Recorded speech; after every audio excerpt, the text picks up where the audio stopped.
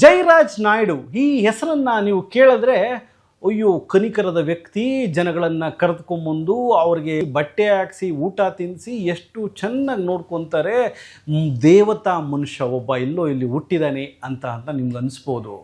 ಆ ದೇವತಾ ಮನುಷ್ಯನ ಹೆಸರು ಜಯರಾಜ್ ನಾಯ್ಡು, ಆಸರೆ ಆಶ್ರಮದ ಓನರ್.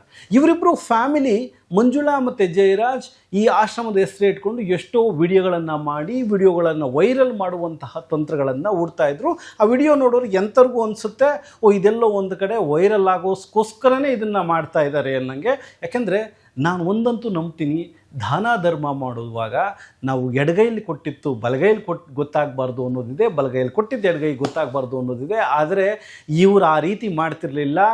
ದೇಶದಲ್ಲಿ ಪ್ರತಿಯೊಂದು ಭಾಗಕ್ಕೂ ಹೋಗಿ ನಾವು ಹಿಂಗೆ ಮಾಡ್ತಿದ್ದೀವಿ ಅಂತ ಹೆಸರು ಮಾಡ್ಕೊತಾ ಇದ್ರು. ಆ ಟೈಮಲ್ಲಿ ಅನೇಕ ಅಲಿಗೇಷನ್ಸ್ಗಳು ಇವ್ರ ಮೇಲೆ ಬಂತು. ಆದರೂ ಎಲ್ಲೋ ಒಂದು ಕಡೆ ಸೋಷಿಯಲ್ ಮೀಡಿಯಾ ಅದನ್ನು ಡಾಮಿನೇಟ್ ಮಾಡಿ ಇವರು ಮಾಡ್ತಿರೋದೆಲ್ಲ ಒಳ್ಳೆಯದು ಅನ್ನೋ ರೀತಿ ಪ್ರೊಜೆಕ್ಟ್ ಮಾಡಿದ್ರು. ಆದರೆ ಜಯರಾಜ್ ನಾಯ್ಡು ಒಂದು ಹಂತಕ್ಕೆ ಹೋಗಿ ಈ ಆಶ್ರಮವನ್ನು ಮಾರಿ ಬೇರೆಯವರ ಹತ್ರ ದುಡ್ಡಿಸ್ಕೊಬೇಕು ಅನ್ನುವಂತಹ ಅಲಿಗೇಷನ್ನು ಸಹ ಬಂತು. ಆದರೆ ಅದು ಎಲ್ಲಿಗೆ ಹೋಗಿ ನಿಲ್ತು ಅಂತ ಗೊತ್ತಿಲ್ಲ. ಆದರೆ ಇವತ್ತಿನ ಪ್ರಕರಣ ಜಯರಾಜ್ ನಾಯ್ಡು ಕುಲ್ಲ ಸಿಕ್ಕಾಕೊಂಡಿದ್ದಾರೆ. ಇದು ಯಾವುದೋ ರಾಜಕಾರಣಿ ವಿಡಿಯೋ ಮಾಡಿ ಸಿಕ್ಕಾಕೊಂಡಿತ್ತಲ್ಲ, ಅಥವಾ ಯಾವುದೋ ಒಂದು ವ್ಯಕ್ತಿ ಫೋನಲ್ಲಿ ಮಾತಾಡಿ ಸಿಕ್ಕಾಕೊಂಡಿತ್ತಲ್ಲ. ಇದು ನಾನು ಒಂದು ಹೆಣ್ಣು ಮಗಳನ್ನು ಕರೆದುಕೊಂಬಂದು ಜೀವನ ಕೊಡ್ತೀನಿ, ನಾನು ಒಂದು ಹೆಣ್ಣು ಮಗಳಿಗೆ ನಿರಾಶ್ರಿತರಿಗೆ ಆಶ್ರಯ ಕೊಡ್ತೀನಿ ಅಂತಹ ಜಾಗದಲ್ಲಿ ಒಂದು ಹೆಣ್ಣು ಮಗಳಿಗೆ ಗಿವ್ ಆ್ಯಂಡ್ ಟೇಕ್ ಪಾಲಿಸಿ ಬಗ್ಗೆ ಲೆಕ್ಚರ್ ಕೊಡ್ತಾ ಇದ್ದಾನೆ.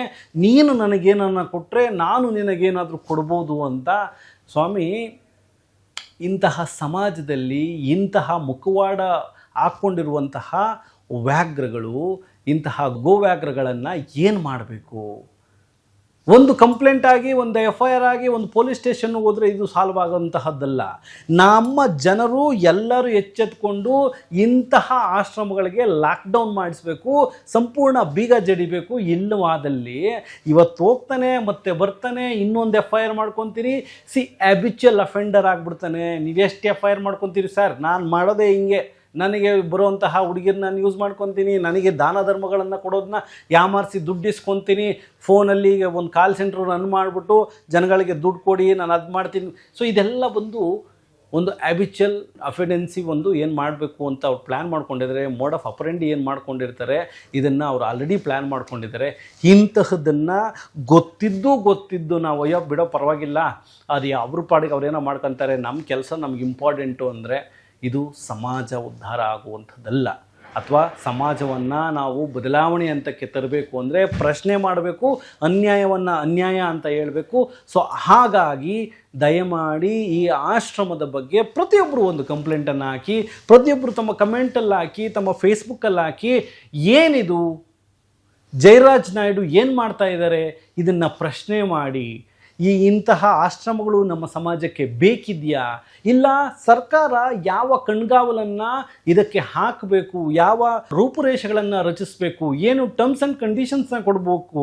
ಯಾರಂದ್ರೆ ಅವರೇ ಬಂದು ಒಂದು ಆಶ್ರಮ ನಡೆಸ್ಬಿಡೋದು, ಬೇರೆ ಒಬ್ಬ ಗಲೀಜಾಗಿದ್ದಾನೆ ಅವನ್ನ ನಾವು ಬಟ್ಟೆ ಎಲ್ಲ ಹೊಸದು ಹಾಕ್ಬಿಟ್ಟು ತಲೆ ಕೂದಲನ್ನು ಕಟ್ ಮಾಡಿಬಿಟ್ಟು ಸೋಪ್ ಹಾಕಿ ಉಜ್ಜಿ ಅದು ಒಂದು ಮಿಲಿಯನ್ ಓಡಿದ ತಕ್ಷಣ ಇದು ಆಶ್ರಮ ಅಲ್ಲ. ಯಾವುದೋ ಬಡ ಅಜ್ಜಿ ಕಾಯಿಲೆಗಳ ಇರುವಂಥವ್ರ ಹತ್ರ ಹೋಗ್ಬಿಟ್ಟು ಅವರು ತಿನ್ನುವಂತಹ ಊಟದಲ್ಲಿ 2 ತುತ್ತು ಅನ್ನ ತಿಂದ ತಕ್ಷಣ ಅದು ಆಶ್ರಮದ ಕೆಲಸ ಅಲ್ಲ. ಒಂದು ರಿಹ್ಯಾಬಿಟೇಷನ್ ಸೆಂಟ್ರಲ್ಲಿ ಯಾವ ರೀತಿ ನೋಡ್ಕೊಬೇಕು, ಒಂದು ಡಾಕ್ಟರು, ನರ್ಸು ಅಥವಾ ಕೇರು, ಊಟ ಅಥವಾ ಮಾನಸಿಕ ತಜ್ಞ, ಇಂತಹ ಎಲ್ಲವನ್ನ ಇರುವಂತಹದ್ದು ಜಾಗ, ಒಂದು ಆರೋಗ್ಯಕರವಾಗಿ ಒಬ್ಬ ಮನುಷ್ಯ ಬದುಕಬೇಕಾದಂತಹ ಜಾಗ. ಸರ್ಕಾರದಲ್ಲಿ ಆಶ್ರಮಗಳಿದ್ದಾವೆ ಸ್ವಾಮಿ, ಬಟ್ ಆದರೂ ಇಂತಹ ಆಶ್ರಮಗಳನ್ನು ನಂಬಿ ನಾವು ಮೋಸ ಹೋಗ್ತಾ ಇದ್ದೀವಿ. ಅದು ಹೆಣ್ಮಕ್ಳಾಗಿರಲಿ ಗಂಡು ಮಕ್ಕಳಾಗಿರಲಿ, ದಯಮಾಡಿ ಕಿವಿ ಕೊಟ್ಟು ಕೇಳಿ.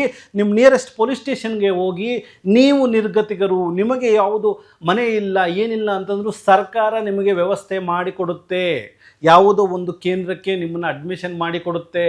ತಾವು ಹೆಣ್ಣುಮಕ್ಕಳು ದಯಮಾಡಿ ಯಾಮಾರಿ ಇಂತಹ ಆಶ್ರಮಗಳಿಗೆ ಹೋಗಿ ಸಿಕ್ಕಾಕೊಂಬೇಡಿ ಅಂತ ಹೇಳ್ತಾ ಈ ಕಾರ್ಯಕ್ರಮವನ್ನು ಮುಗಿಸ್ತೀನಿ. ನಮಸ್ಕಾರ.